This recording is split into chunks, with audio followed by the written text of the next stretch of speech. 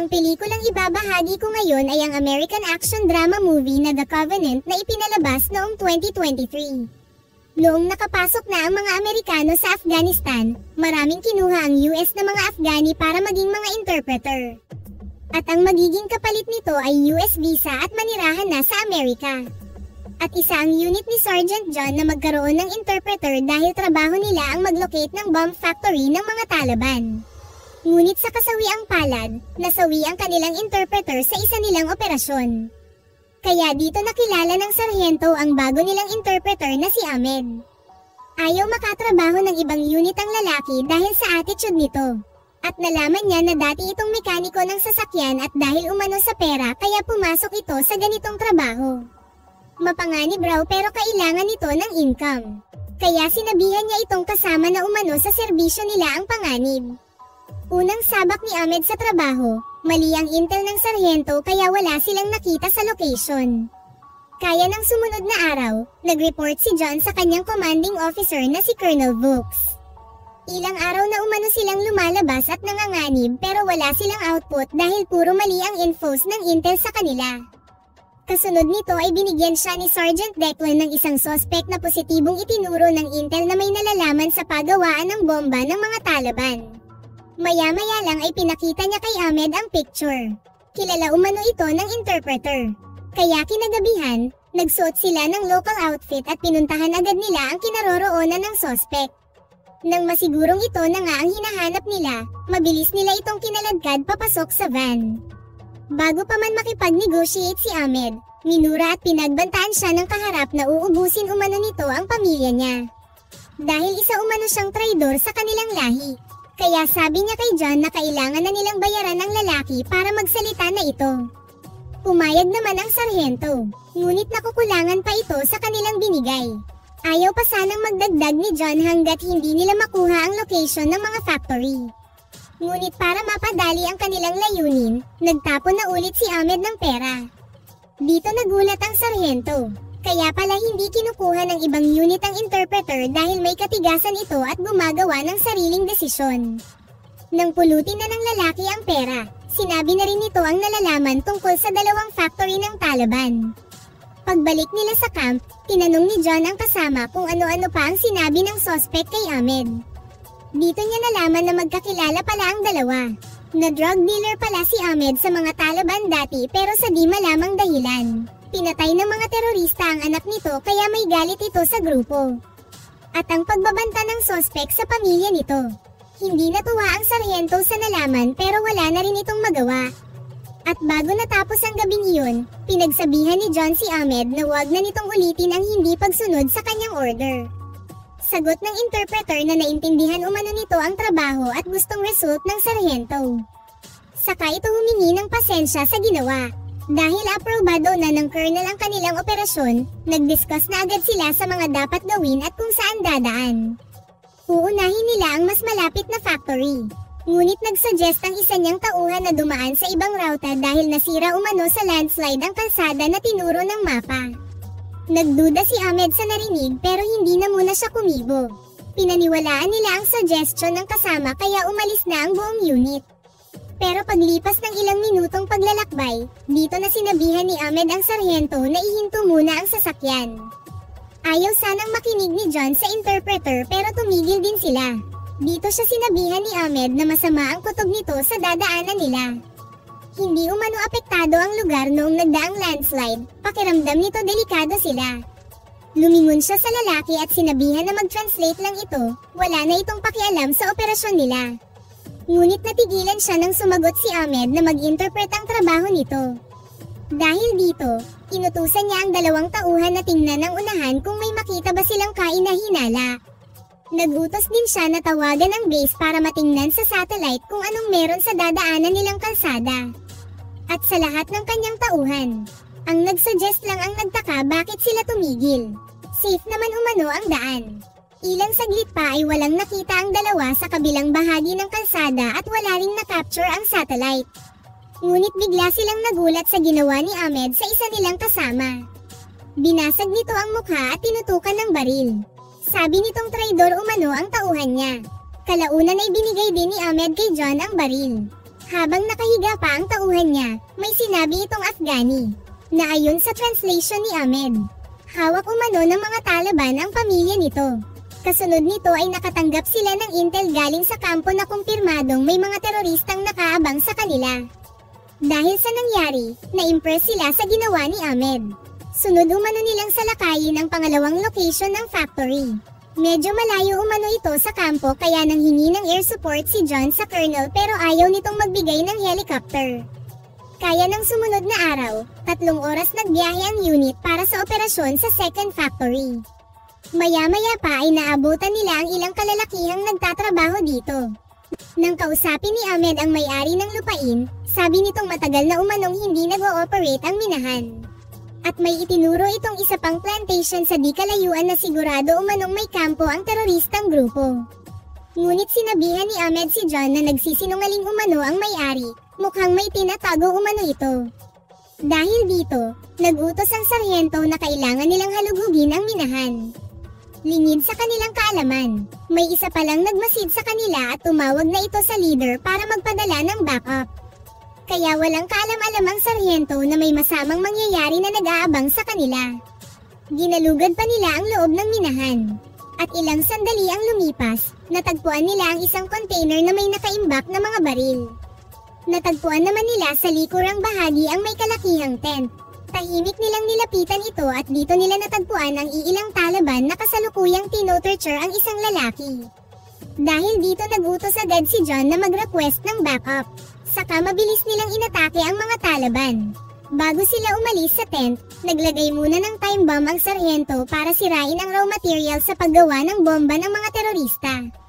Ngunit hindi nagtagal dumating na ang reinforcement ng Taliban. Mas marami ang mga ito kaysa unit ni John. Nag-abang sila sa pagsulpot ng mga kalaban sa kalsada pero sa may gilid pala naglabasan ang mga ito. Outnumbered sila kaya nag-request na ulit ang team ng air support ngunit nasa 15 minutes pa umano ang layo nito sa kanila. Kaya walang nagawa ang unit ni John kundi makipagbakbakan sa mga terorista. Isa-isa nang nalagas ang mga kasama ng sarhento. Hindi makapaniwala si John sa nangyayari sa team niya. Kahit humawak na ng baril si Ahmed, wala pa rin silang laban. Dito na siya nag-order na mag-evacuate na silang 4. Nakaagaw sila ng sasakyan pero hindi pa sila nakalayo. Tinamaan na ng RPG ang sinakyan ng 2 kasama. Kaya sila na lang ni Ahmed ang tuluyang lumayo sa minahan. Kasunod nito ay sumabog na rin ang time bomb na tinanin niya sa tent. Habang papalayo na sila nagre-radyo sila sa base pero wala silang signal at patuloy silang sinundan ng mga Taliban. Maya-maya ay napilitan silang tumigil sa tabi dahil sa flat na gulong. Dito na sila nagmamadaling lumayo agad sa sasakyan. Ilang segundo lang ay dumating na din ang mga terorista. At ayon sa leader ng grupo, kailangang hulihin ng buhay si John at Ahmed. Samantala, dumating na ang reinforcement sa minahan. Nag-report ang mga ito sa base na wala sa na-recover na mga bangkay ang sarhento at si Ahmed. Pagdating ng 2 sa ligtas na lugar, ramdam ni Ahmed ang sakit na nararamdaman ni John. May sasabihin sana ito pero mas pinili nitong bigyan ng katahimikan ang amo. Nang sumunod na araw, lakad takbo ang ginawa ng 2 dahil nakasunod na naman sa kanila ang mga terorista. At nabitawan pa ni Ahmed ang baril nito nang magpagulong-gulong sila sa matarik na bahagi ng bundok. Kaya binigay ni John ang shotgun sa interpreter. Sa lumipas na mga oras, nakipagpatintero na sila sa mga Taliban. Gumamit sila ng patalim para tahimik na itumba ang kalaban ngunit kalaunan, nakapagpaputok din sila. Pero mabilis din silang nakatago at nakatakas. Pagsapit ng dilim, nagpalipas sila ng gabi sa isang abandonadong bahay. Kinabukasan bago pa sila nakaalis, naabutan na sila ng grupo. Dito na na-corner si John na tinamaan sa hita at braso. Maya-maya pa ay nakalapit sa kanya ang isang Taliban at pinalo siya ng baril sa ulo. Kinaladkad siya ng mga ito patungo sa sasakyan ngunit biglang sumulpot si Ahmed at inubos ang mga kalaban. Dahil sa tama ng sarhento, alam ng interpreter na wala itong kakayahang maglakad pero sinabihan pa rin niya ang amo na makakauwi din sila. Nilagyan niya ng first aid ang mga tama ni John pagkatapos ay nagpalit siya ng damit. Kinuha din niya ang compass ng sarhento. At gumawa siya ng balsa kung saan niya kinarga si John sa kabuong lakas itong hinila pabalik ng base. Sa sitwasyong ito, dito pinatunayan ni Ahmed ang dedication niya sa kanyang trabaho at sa kanyang amo. Dahil sa pangarap para sa pamilya na makaalis ng Afghanistan at manirahan sa Amerika. Handa siyang magsakripisyo. Pagsapit ng gabi sa kabundukan, tinabihan niya si John dahil sa sobrang lamig. Pinapainom ito ng tubig at sinusubuan ng pagkain. Hindi makapagsalita si John pero alam nito ang ginagawa ni Ahmed. Kahit nahihirapan ng interpreter, umiiwas pa rin ito sa mga kalsada para hindi sila makita ng mga Taliban na naghahanap sa kanila. Nakarating sila sa isang village kung saan nakapag-negotiate ng sasakyan si Ahmed. Habang bumabiyahe na sila, nadaanan nila ang mga terorista sa daan at nakisakay pa sa kanila ngunit hindi napansin ng mga ito ang sarhento dahil sa makakapal na carpet na nakabalot dito. Kasunod nito ay lumapit si Ahmed sa ilang locals na nadaanan nila. Sinabi niya ang kanilang sitwasyon na kailangan nila ng pagkain at gamot. Dagdag niya na kapalit ng sasakyan, kailangan niya ang kariton para kargahan sa sarhento. Dito sila nakilala ng locals. Sinabihan siya nitong malaki na umano ang patong nila sa ulo at halos lahat ng mga tao ay hinahanap sila. Na hindi umano titigil ang mga ito hanggat makita sila. Sinabihan siya ng leader ng locals na dahil ayaw nito sa mga Taliban, tutulungan umano sila nito. Bago sila umalis, binigyan siya ng gamot para maibsan umano ang sakit na nararamdaman ni John at wag na wag umano silang dumaan sa kalsada. Hindi alintana ni Ahmed ang pagod habang napadaan sila sa mabato at bundok na daan. Buong araw at gabi niyang tinutulak ang kariton. Napadaan sila sa village na sinunog ng mga Taliban para mahanap lang sila. Nagtitiis sa sobrang lamig sa gabi. At habang nagpapahinga sila, pinapagamit niya ng drugs ang sarhento para mabawasan ang sakit na naramdaman nito sa mga sugat. Hanggang dumating sa punto na maubos na ang lakas ni Ahmed at hindi na niya matulak ang kariton. Napaupo siya sa gilid at napaiyak sa sobrang pagod.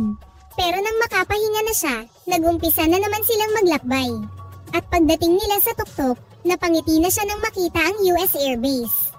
Maya-maya pa ay nakarating sila sa isang tindahan sa tabi ng daan. Pinainom niya ng tubig si John. Ngunit hindi nagtagal, may dumating na mga Taliban. Ilang saglit lang ay napansin ng isa ang sapatos sa kariton. Dito na nagkabarilan at naitambo ng interpreter ang tatlong terorista. Kasunod nito ay bigla ding dumating ang convoy ng mga Amerikano.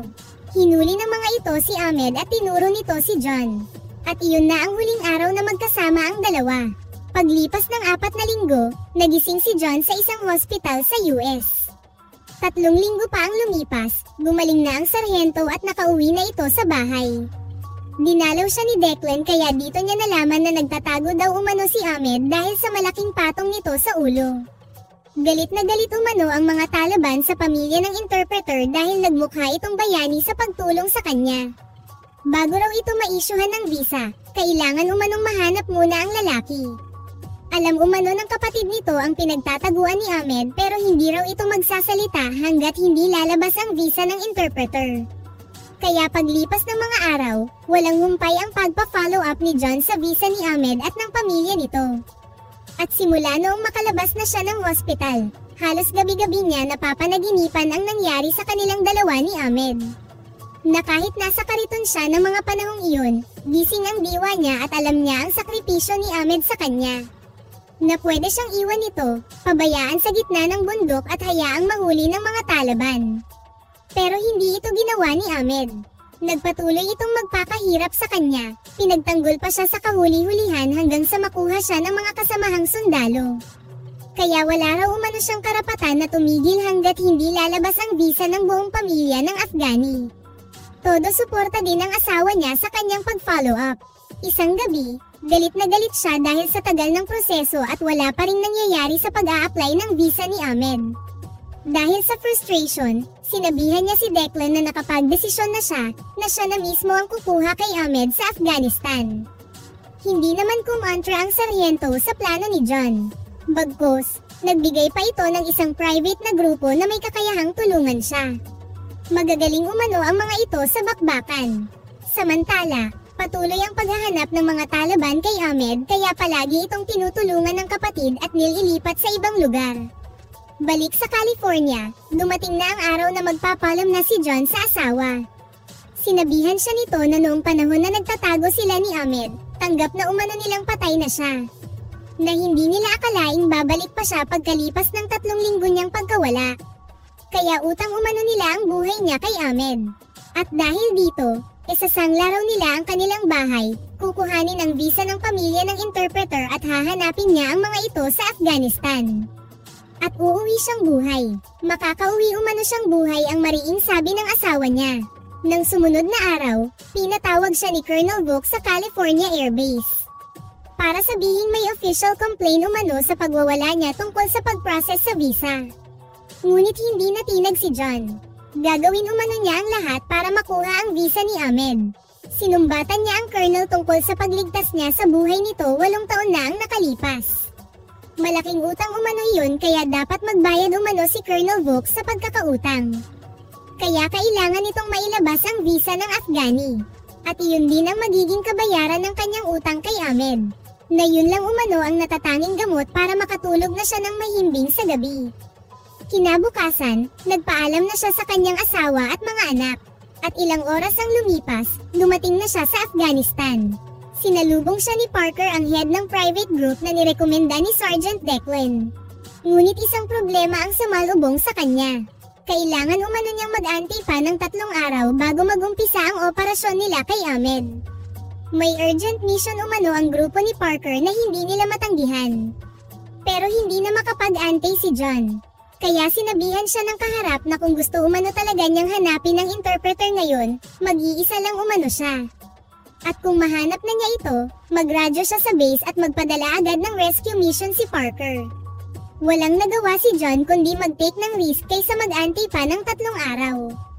Ayaw niyang maging huli ang lahat, kaya tinanggap niya ang offer ni Parker. Binigyan siya nito ng kumpletong gamit, baril, pera, satellite cellphone at sasakyan. Kasunod nito ay mag-isa siyang naglakbay para hanapin ang kapatid ni Ahmed na si Ali. Kailangan niyang magtakip ng mukha para hindi siya makikilala ng mga Taliban. Hanggang sa makarating siya sa sentro at makaharap na rin ang lalaki. Nalaman niya na may koneksyon pala ito sa mga Taliban. Pero dahil sa pagsuporta nito sa terorista, hindi umano ito tinorture para ilabas nito ang kapatid. Sinabihan niya ito na pinaprocess na ang visa ni Ahmed kasama ng pamilya nito. Kaya umano siya nasa Afghanistan ngayon. Dahil dito, naniwala naman si Ali sa kanya. Kaya pinasakay siya ng lalaki sa isang delivery truck. Alam na umano ng driver nito ang gagawin para makalusot sila sa mga checkpoints. Nakalusot sila sa unang harang ng mga Taliban. Ngunit pagdating nila sa pangalawang checkpoint, dito na nagka-tensyon. Masyadong matapang ang mga ito kaya walang nagawa si John kundi itumba ang 2 terorista. Pero ang hindi alam ng sarhento, narinig ng lookout ang putok ng baril kaya nakita sila nitong tinago ang mga bangkay ng Taliban. Mabilis na silang umalis sa lugar ngunit nasundan sila ng lalaki at nakapagradyo na rin ito sa kanilang leader. Patuloy silang bumabiyahe sa gabi. At dito nakatanggap ng magandang balita si John galing kay Colonel Vokes. Aprobado na umano ang visa ng mag-anak kaya ipapadala umano nito ang documents kay Parker. Nang makita na ni John si Ahmed, tumawag agad siya kay Parker. Na-track din agad siya ng team kaya nag-arrange na sila ng extraction point galing sa kanilang location. Kailangan nilang makarating sa lugar na ito sa loob ng 2 oras. Kasunod nito ay tahimik na lumapit ang sarhento kay Ahmed. Hindi agad nakapagsalita ang interpreter. Sinabihan niya ito tungkol sa aprobadong visa at kailangan na nilang umalis ngayon. Lingid sa kaalaman ng dalawa, nakita na sila ng sumunod sa kanilang Taliban. At dito na rin nakumpirma ng mga terorista na magkasama ang 2 most wanted sa kanilang grupo. Nang mga sandali ding iyon, nalaman na rin ng team ni Parker na si John Kinley at Ahmed pala ang kanilang kliyente. Kaya nilagay nila ang operasyong ito sa priority list. Kailangan nilang ma-rescue ang 2 sa lalong madaling panahon bago pa sila maunahan ng mga Taliban. Pagkatapos mapakilala ni Ahmed si John sa asawa nito, sumakay na kaagad sila sa truck. Sinusubukang tawagan ng sarhento si Parker ngunit walang signal ang telepono. Sa likod sila dumaan kaya hindi nila nakasalubong ang mga terorista. Ilang sandali pa ay nakasunod na agad sa kanila ang mga Taliban kaya niretreat ni John ang nakasunod na pick-up. Bumaliktad dito at hamarang sa kalsada kaya naantala ang iba pang sasakyan. Sadya nilang hinarang ang delivery truck papasok sa tunnel ng dam. At nilagyan ng granada ang tank para hindi agad makasunod ang mga terorista sa kanila. Ngunit mabilis talaga ang mga Taliban, nasundan agad sila ng mga ito. Habang tumatakbo na sila sa open area, pinagbabaril na sila ng mga ito. Tinanggal nila ang nakabalandrang truck sa bungad ng tunnel kaya nakapasok na rin ang ibang sasakyan. Matinding bakbakan ang sumunod na nangyari. Natrap na sila sa gitna ng dam at papalapit na ang mga Taliban sa kanilang kinaroroonan. Tinatawagan niya si Parker pero wala pa rin siyang signal. Hanggang maubusan na sila pareho ng bala. May dumating pang reinforcement sa mga kalaban. Na mental block si John. Hindi niya akalaing mamamatay din pala sila sa huli. Nawala rin palang patutunguhan ang pagsisikap niya para kay Ahmed. Na buong akala niya, nabudol siya ni Parker. Ngunit bigla silang nasurpresa sa isang matinding pagsabog. Dumating na pala ang US Air Force. At niretreat ang lahat ng mga Taliban sa kanilang paligid. Gamit ang thermal machine gun, walang ligtas ang mga terorista. Pati ang mga reinforcement ng mga ito ay pinasabog ng helicopter. Kaya nang lumabas na sila, ubos na ang mga Taliban. At dumating na din ang team ni Parker. Dito siya sinabihan nito na kung sinabi lang umano niya kung sino siya at si Ahmed pala ang sadya niya, mas mapabilis pa umano ang kanilang operasyon. Bago sila lumipad pabalik ng base, binigay ng lalaki sa kanya ang documents ng Afghani. Pagdating umano nila sa kampo, nakahanda na rin ang eroplanong mag-uuwi sa kanila sa Amerika. Noong August 30, 2021, nilisan na ng US Armed Forces ang Afghanistan at tinapos ang 20 taon na pakikipaglaban sa mga Taliban. At paglipas ng isang buwan, bumalik na ang power ng mga terorista sa buong bansa. Nasa mahigit 300 interpreters at mga pamilya umano ang manasekir ng mga Taliban dahil sa pakikipagtulungan sa Amerikano. At libo-libo pa umano ang nagtatago. Habang nasa loob na sila ng eroplano, masaya si Ahmed na tinitingnan ang kanilang visa. Napatango ito kay John. Gumanti naman ang sarhento at pumikit ito ng samandal. Sa wakas hindi na rin ito uusigin ng konsensya tuwing gabi.